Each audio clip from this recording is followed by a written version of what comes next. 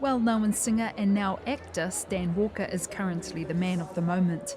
He uri no tauranga moana from the humble marae of Tamapahore. He shot to fame 4 years ago when he won Australian Idol.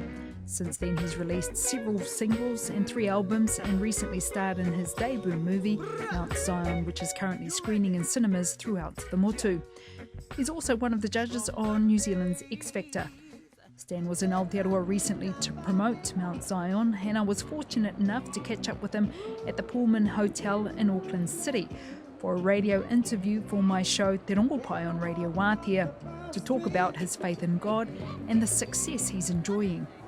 We took a camera along and he told me that life wasn't that easy growing up.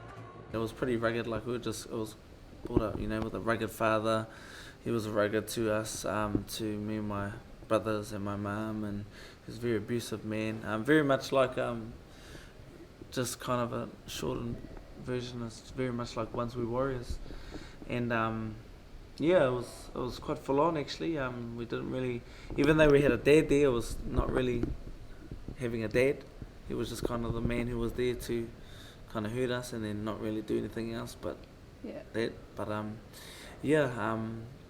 lot of alcohol or? Yeah, alcohol, drugs, everything. So it was just kind of just a bit of a ruthless surroundings. Did things change for good for your whānau though? Oh, fully. Like when, especially when God came in the picture, at different times, and we all came to God at a different way, at different times. But when it happened, it happened, and it happened big, and it happened for good, which is good. Like my whole family, we're completely different to who we were. We would not even be together if it wasn't for God. We'd be separate, may not even be alive, or I don't know. Well, I can't really say what could have happened, but it definitely would not be what it was today, and what it is today. Was music always a part of your life growing up? Yeah, it's always, being Māori and being, especially being brought up on the marae, it's kind of something that you just, it's in you, you're always up at the marae, always setting the tables, always in there doing all the Waatea and all my aunties, and I actually learnt a lot from my aunties singing up. They were my first inspirations.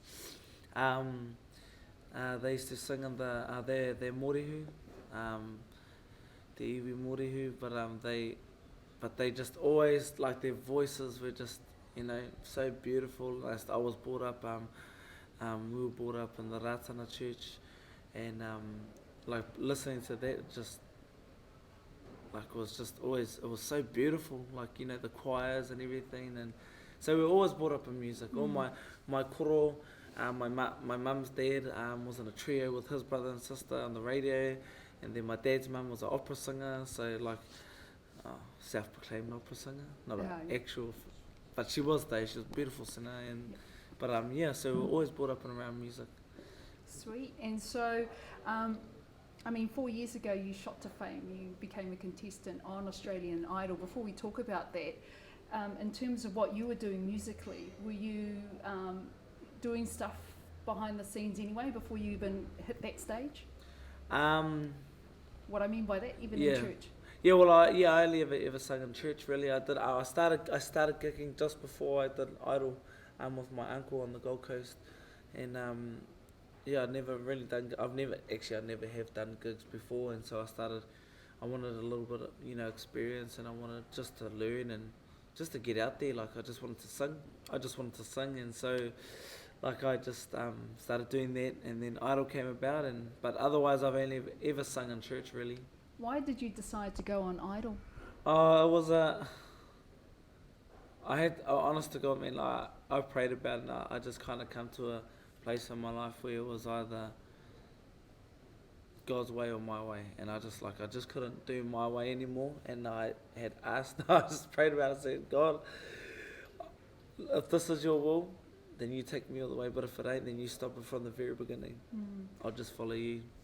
Now, when you were on there, you were so open and you professed your faith, and you were so honest, and you shared, difficulties you were going through as a rangatahi. Why did you do that, and on that stage, like a world platform? Well, I actually thought that when I first went on there, I knew that I had a purpose, and I knew that I was there for something. I just didn't know what it was, and so I thought it was like, and I knew it was part of it, was to be just the man that he had called me to be. And I was just real honest. I didn't hold back anything. I didn't push anything. I just kind of just let it be as it was. And like it wasn't like a, when people people ask me like, oh, how could you talk about it? I was just like, it's not a how could I talk about it. It was just, I just did. It wasn't even a matter of like, oh my gosh, I did it. Did it help you sharing that stuff on? Yeah, like it was just who I was. Like it wasn't even like a strategic plan to do it, to talk about God or to talk about my faith and talk about what God has done for me. It was just an expression of gratitude and just thanks. Like, you know, just like if you're thanking your parents or thanking somebody, like I was thanking God, because that's what it was. It was just my absolute gratitude for him, you know. And so you won it. You shot to fame straight away. You know, media wanted you. They wanted you for live performances. You went on to perform with, you know, good musical talent down here in Australasia. You've recorded 3 albums since then. How did you deal with that success initially? Because that would have been from nothing to everything in one night. It was quite funny. Even though I'm a people's person, I'm a real like I'm a bit of a grumpy bum, eh? I'm not a good morning person, and I'm not a good person when I'm hungry. I'm just like, I get real like itchy and grumpy and stuff, and I'm not used to. I'm used to creating a scene or creating something or wanting to be the center of something out of nothing. Not because it's been given to me or people come to me. I like doing it to them, and they're like, oh, you know. And it's a bit weird when everybody's like coming and say hello and oh, can I have a photo? It took me by surprise. At first I was like, oh, but then I realized this is full on. Every day it happens wherever I go, and I'm kind of like, as much as I think I'm normal, like I'm not anymore. Like, and I try to believe that I can go about life normally how I did, but it's never going to happen.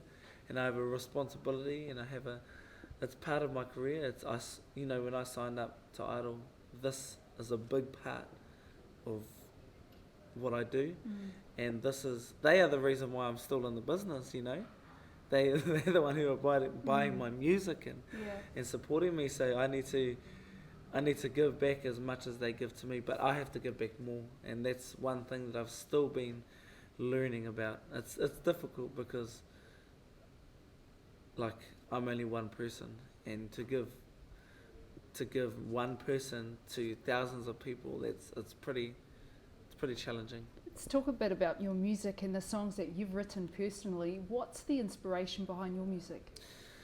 Oh man, I have so many different inspirations. I like, it's just kind of everyday life,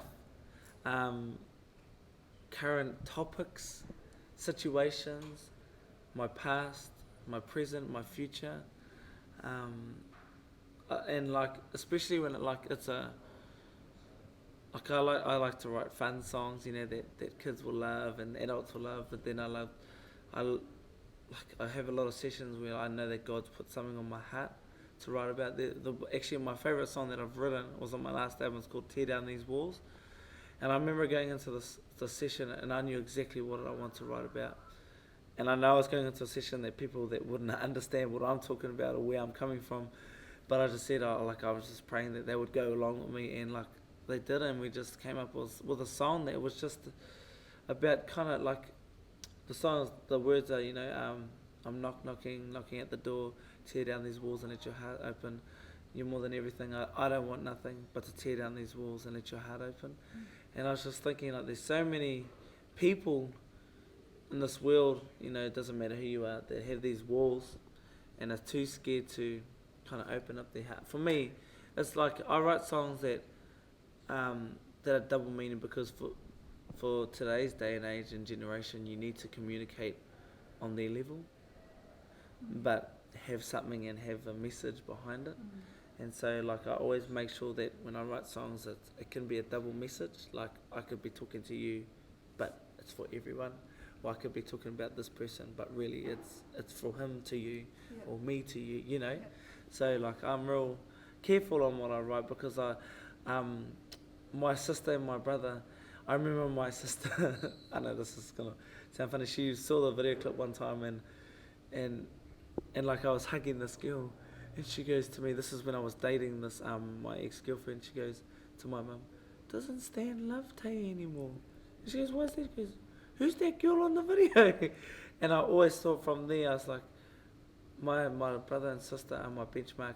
Like, I will never ever sing something or do something that I wouldn't let my brother and sister sing or watch. Yeah. So, like, I'm always conscious of what I bring out. Do you think you might do a worship album? Is that on the cards for you? Oh, I'd love to. I've always thought about doing it. It's just time, and you know, if time permits, I can do it. I'll definitely do it. I think you know, it will happen if it happens. Yeah. I definitely would love to do it, but yeah, we'll soon see. Well, you've shot into acting now. I mean, out at the moment is your movie Mount Zion. You've seen it now. What did you think of yourself? I'm completely blown away by the film. I never expected all of this and all of the attention it's had, and what made you choose to do that? Was acting something you wanted to do? I've always wanted to do it. I've always wanted to do it. Not that I think that I can act, but it's always another challenge that I wanted to take on. And I remember getting approached. Oh well, TRP. Oh no, Quinton Hita, he's the producer. He emailed my mum, found my mum's email, and then I saw the email. I was like, yeah, man, that's wicked. But it was not until I read the script, met with TRP, he's the director. I was truly blown away, and it kind of sold me the story, and the wairua with this, and it was just, yeah, like, it told a story of not just Māori people or Māori family, but Aotearoa, you know, and the relationship between the father and the son, and I loved that. That was pretty awesome. So going from that, and then X Factor coming up, going from being in front of the mic to sitting on the judges' table, what made you decide to do that? Oh man, I think I just, like, for me, it wasn't even a thing of like, I think I can do it, or like, you know, I deserve to do it. It was something that I just wanted to give a go. Like, the biggest thing for me, especially for this role, more than any other show, more than Idol, more than Got Talent, more than any of them, this is a platform and a place of opportunity to mentor and to give life and just speak life into young people, into people, into talent, and just exposing the talent, and just being a part of making something great. Like, that's what I'm excited about. I'm excited about the mentoring, but not that I have the qualifications or the talent to be able to say that, or, you know, the degree or anything to mentor them, but I just know that when whoever I'm with, they're going to feel good about themselves, and they're going to bring the best, you know, because I want to make sure that they are the best and they bring the best of them, and that's, yeah. In all your success, lots of comments I hear is just how great a guy you are. You're a good guy, you know, down to earth, not, you know, nice and articulate even in expressing yourself and answering questions. Who keeps you grounded? My family, my friends, my mum, my dad, my brothers. No, I've got I'm blessed that I've got a wicked backbone of support. It's a very strong backbone, and it's very positioned upwards. So if I try and go this way, that way, it's not going to work. It's going to crack back up. Yeah. But yeah, they've just, like, my mum always tells me, you know, stay humble, boy. Like, and you know that I can't do this by myself. Like, I always, you know, that I do need help, and I need people, and I need people, good people to surround me to help me, because it is a bit of a narrow and hard path, this one. And so in terms of fellowship, worship, or, you know, whānau of God, do you have that back in Oz? Yeah, I've got an awesome network of friends and whānau there who are just amazing, and my church there, Hillsong, is they're awesome. They've been so awesome and so catering to me because I need a little bit of help, you know, sometimes, and they've just been there and they've had my back. And you know, being away from my family, they're all in the Gold Coast. I'm in Sydney. It's good to have people that I know that have got my back, not just, you know, mates wise, but spiritually. You know, they're praying for me and everything. That's the biggest thing for me. Last time I checked, you had 50.3 thousand Twitter followers. Oh, true. Yeah. How do you have that? I know you spoke to it before, but yeah, do you have that responsibility of being a role model? Because effectively you are now. Yeah. A lot of rangatahi are watching every single thing you do, and now everything you do is great. Do you feel that you need to watch what you do? Oh, definitely. I think more now than ever. I think everything, like, I've only just realised this, like, recently, that every post, everything is of value and is of significance to people. Whether it's good or bad, people are going to remember it. It's going to affect people. It's going to stir people up. And yeah, like, people are watching. People are looking, you know, at me and looking up to me or waiting for me to step up. So, like, I really need to be careful on what I write and what I post and everything. And I've only just realised this because I went through a period of thinking I was normal, but I'm not. I'm not just Stan anymore, because I'm Stan Walker to people, you know. And I always used to, in the last couple of years, I've really found it. I used to think it was a burden that has been bestowed upon me, that I've just been burdened with this. I can't be myself. I can't say what I want because I have to be careful and, you know, be considerate of people's feelings and cultures and everything, you know, take into consideration everything. When I'm writing something, I need to be, you know, wary of, you know, everything. And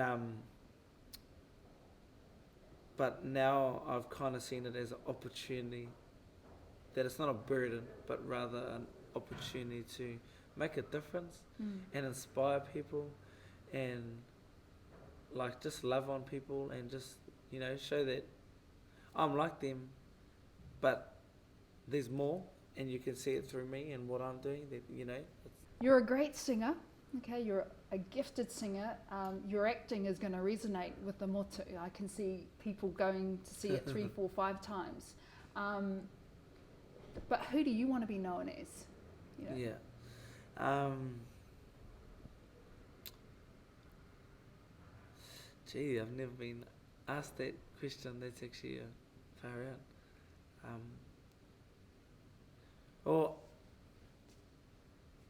I just got told that because the auditions are happening at the moment for X Factor and the kind of preliminary rounds where they, you know, the producers let people through and everything, and we come in a little bit later.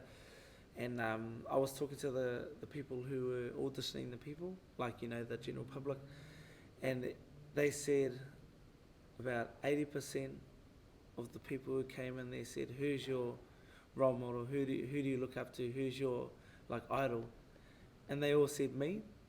And, like, it's so funny because, like I know that, you know, I have fans and I know that people look up to me, but to kind of know that I've like inspired people, like, and just given the courage, especially for Indigenous people, like, in general, not just Māori people, but Polynesian people, Aboriginal people, you know, given them the courage to even go to an audition.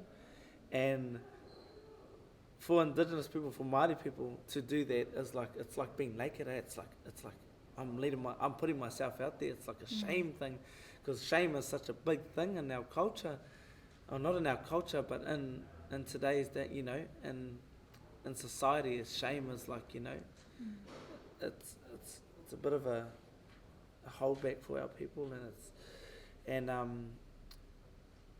like just to know that I've done that is probably the biggest thing, you know, that they've even just put themselves out there. And I want to be known as like,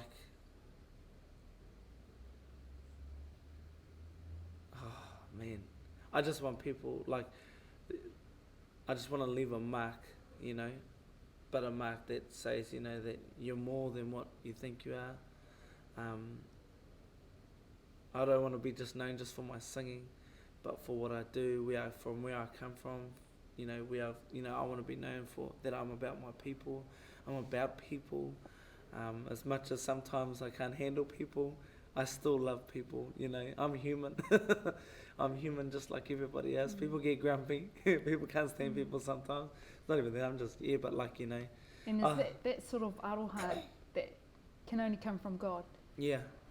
Fully, man, and that's what I want them to know, that, you know, that I love Jesus, regardless of everything and all my talent, that, you know, they'll know that I love Jesus, not in a way a religious thing, but he was real, he is real, and that he was evident in my life and everything that I've done, you know, even though I make mistakes every day, and I've done some stupid things, made some silly remarks and wrote some stupid stuff, but at the end of the day, just showing how human I am, and how awesome he is in my life. Like, I think it's even better, it gives him more glory for all the good things he's done. Stan, I think I just want to leave it there, unless there's something else you just wanted to share to our people that are listening. If you could just speak life, love and light into them, what would that be? That the best is yet to come. I honestly, not just because I'm ready for a big year and I'm excited about my year, but I just really feel that, you know, that this is a new season, like for Aotearoa. It's a new season for music. It's a new season for what's happening on TV in this nation and in people's lives. It's a new season for the iwi Māori, you know, like with this film coming out and X Factor and everything, I think there's going to be just a chain of just amazingness that's going to come after that, you know, and we're part of a chain that's already started, and I can't wait for just for the end result, and just for people to know that the best is yet to come, regardless of what's happening in their life. And I'm back home, man, so I'm ready to make something happen, not just judge a show or be on a show, but I'm ready to get in amongst everything that's happening here. Man, my passion and my heart is for my people. It's for Māori people, you know, and first of all, and then people, you know, Indigenous people and just the people of the world, people of Aotearoa. Man, this is my home. This is my roots. I'm so glad to be here. So I'm excited to be more than I ever was for everyone. Yeah. And I think the way you continue to hold yourself, you're so appealing, and obviously you're branded in a way that God is connected to everything you do, that everything you do gives glory to him. Yeah, fully. Oh, no, that's true. That's fully true. Even though sometimes I don't feel it, he still gets it. I'm like, oh, thank you, God. This is mean. This is wicked.